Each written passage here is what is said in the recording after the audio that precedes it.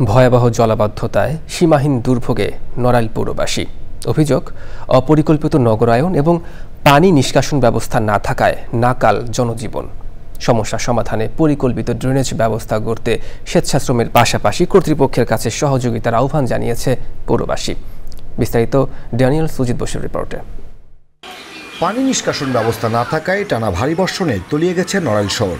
রাস্তাঘাট ছাপিয়ে নোংরা পানি ঢুকছে বাসাবাড়িতে।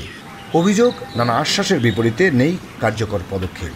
এতে দীর্ঘায়িত হচ্ছে জনদুর্ভোগ। ড্রেনটা করে থুয়ে গেছে, যা আমাদের পানি সঠিকভাবে যাচ্ছে না, নিয়মিত তারা আসে না, রিং করে করে আনতে হতো।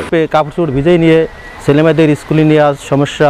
সারাদিনই দু একজন আসার কাছে বাচ্চা কাচ্চা নিয়ে পড়ে যাচ্ছে। পানি নিষ্কাশনের ব্যবস্থা হোক, জানি না যে কি করতে পারবে তারা, শুধু আশ্বাস। তাছাড়া এখানে পানি সরার কোনো লাইন নাই। যদি ড্রেন হতো তাহলে আমরা একটু চলাফেরা করতে পারতাম। পানি নিষ্কাশন না হওয়ার কারণে জনদুর্ভোগ ব্যাপক আকারে চলছে, পাশাপাশি রাস্তাঘাটের অবস্থা খুবই খারাপ। তবে সমস্যার মূলে পৌরবাসীর অপরিচ্ছন্নতা এবং অসচেতনতাকেই দুষলেন প্রশাসন। সচেতন নাগরিক হতে চাই, আমার দায়িত্বগুলো কি কি এগুলো সম্পর্কে যখন জানতে পারবো, বুঝতে পারবো, তখন আসলে সেই এলাকা সেটা উন্নয়নের জন্য বাইরে থেকে লোকের প্রয়োজন হবে না। আপনার আমার সার্বিক কর্মকাণ্ডেই সেটা সম্ভব হবে। আপনারা যদি জায়গা দেন, এলাকার জনগণ যদি জায়গা দেয়, তবেই আমরা উপরে লিখতে পারবো আমাদের প্রপার ড্রেনেজ সিস্টেমের জন্য।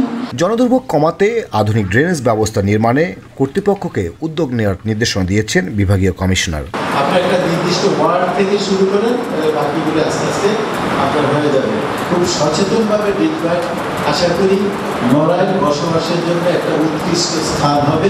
নগর জীবনকে সহজ ও সাবলীল করতে দ্রুত ব্যবস্থা নেওয়ার তাগিদ জানিয়েছেন ভুক্তভোগীরা। ড্যানিয়েল সুজিত বোস, চ্যানেল আই, নড়াইল।